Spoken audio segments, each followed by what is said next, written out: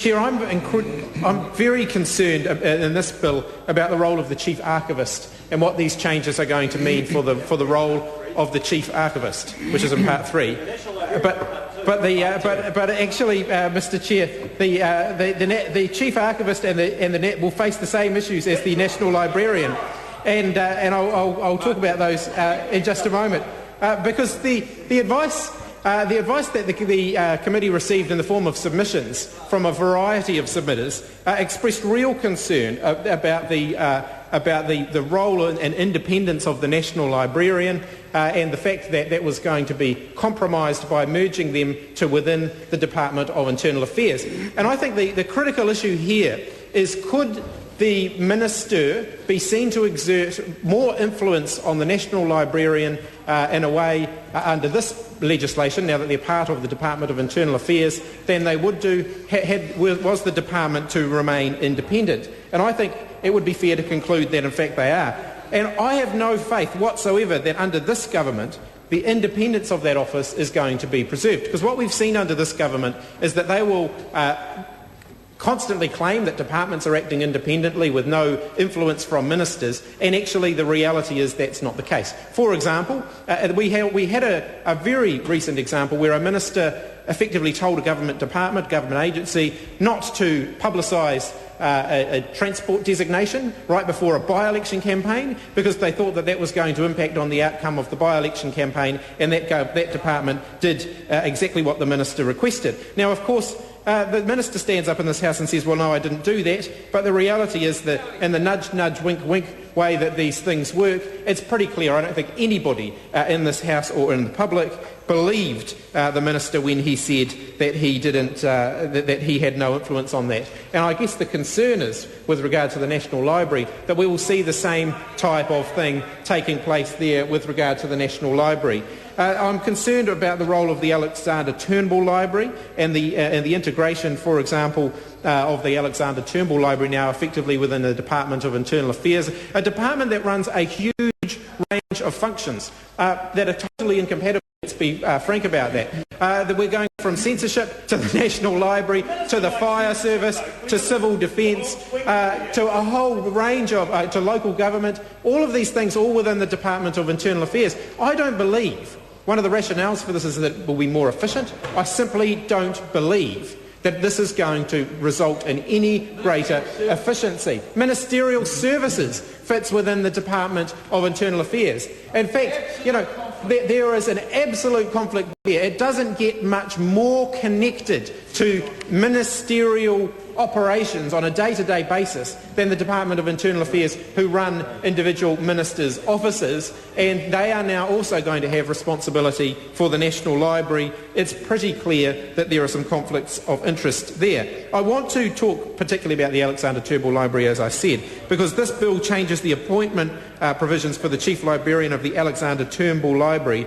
That appointment will no longer be made by the National Librarian but by the Chief Executive of the Public Service Department, which in this case is the Department of Internal Affairs. So actually there's no guarantee that the person making the Chief Executive appointment for the Alexander Turnbull Library is going to have the relevant expertise there. Having a National Librarian, this is somebody with the specialist knowledge and expertise there, guaranteed to be the employer, the person making the choice of who's going to be running the Alexander Turnbull Library. The custody of the collections of the Alexander Turnbull Library will now reside within the department instead of the National Library as a separate department. And there were a range of submitters on this issue with regard to the Alexander Turnbull Library, which I think are worth talking about in more detail. Several submitters expressed concern that downgrading the status and identity of the library would damage its national and international reputation. The Alexander Turnbull Library is very widely respected, both nationally and internationally, and its independence is very important in that regard. There is concern that this act is going to compromise the intention to maintain the identity and the status of the collections of the Alexander Turnbull Library, make it more difficult to obtain funding, compromise the Chief Librarian's independence, risk a conflict situation if the National Librarian's recommendation for the appointment of the Chief Librarian does not follow, and so on and so on. Among the submissions there are recommendations to amend the bill to provide for an annual report for the Alexander Turnbull Library and or the National Library to be tabled in the House. Under the current legislation, Mr Chair. Mr Chair. I'll allow Chris Hipkins continues in full flight. Thank you very much, Mr Chair. Mr Chair, it probably won't be another full 5-minute contribution because I'm coming to the conclusion of what I was saying. But one of the concerns, well, that's Sandra Gowdy there. I'd only Sandra Gowdy. I'd like to hear what Sandra Gowdy has to say, actually. I'm not sure she's capable of making a contribution. I'm not even sure she knows what the Alexander Turnbull Library actually is. A library, a place with books. We definitely won't find Sandra Gowdy in it. But, Mr Chair, under the current legislation, the National Library, the Alexander Turnbull Library report independently to this House, and there's a clear line of accountability and clear reporting directly to this House. That won't be the case under the current legislation because it will all be amalgamated within the Department of Internal Affairs reporting line to the House. One of the things we've seen in recent years is a drive by government, and I think some of it is actually very justified, to dramatically reduce the volume of information that is reported to the House in terms of statements of intent, annual reports and so on. So what we're actually going to see is a much less comprehensive description of the activities of the department coming through, particularly in an environment where the Department of Internal Affairs, which has such a wide array of functions, is going to be trying to compress those down into a concise summary for the House. We will lose a lot of the very valuable detail in terms of the reporting function that the National Library currently undertakes when that takes place. Other recommendations that have come for that have come forth through the submissions were for the Chief Librarian to report directly to the Minister, to have a clear, direct accountability in the legislation to the Minister rather than through the Chief Executive. And in that regard, I want to, if I can find them here, find the amendments. The first amendment put forward on the, it's not a supplementary order paper, it's just a typescript amendment by my colleague Grant Robertson to clause 25.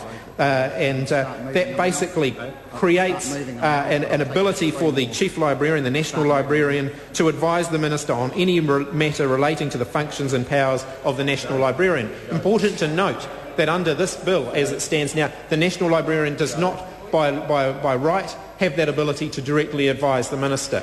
And so one of the amendments put forward by Grant Robertson, and I think it's a very important one, gives the National Librarian that express power that they can provide advice directly to the Minister. They can report to the Minister on any matter relating to the functions and powers of the National Librarian. I think that's very important. It removes that filtered level, which basically says, because the Chief Executive is going to have a range of competing pressures, one of which is going to be a resourcing pressure.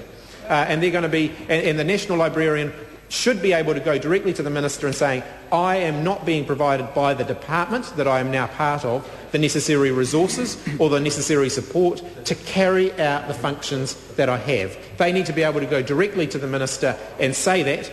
This legislation, as put forward by the government, does not provide them with that opportunity. The first amendment to clause 25 set out by Grant Robertson on his typescript amendment gives them that power.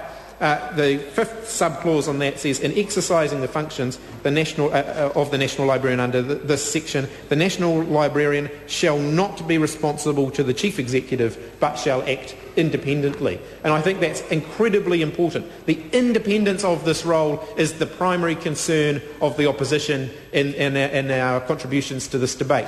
This bill waters down their independence and it makes them subordinate to the Chief Executive. In fact, a third tier manager. So they're not just going to be subordinate to the Chief Executive, they're going to have another person between them and the Chief Executive and then the Minister. So they're going from a direct relationship with a Minister of the Crown to one where they have further layers of bureaucracy ahead of them. And I think that raises real concerns given the significance of the role of the National Library and the role of the Alexander Turnbull Library.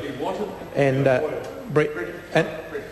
I'm not. I don't think Brendan Boyle wanted it.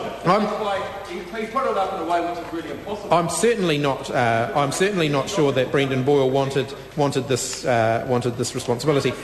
The second typescript amendment put forward by Grant Robertson relates to annual reports and the obligation and placing an obligation on the National Librarian to prepare, publish and present an annual report to the Minister for tabling in Parliament. Again, this is a function that has been removed by this legislation. It basically means, as I said, the reporting function for the National Library will be subsumed within the Department of Internal Affairs. So this House will not have access to the volume of information about the activity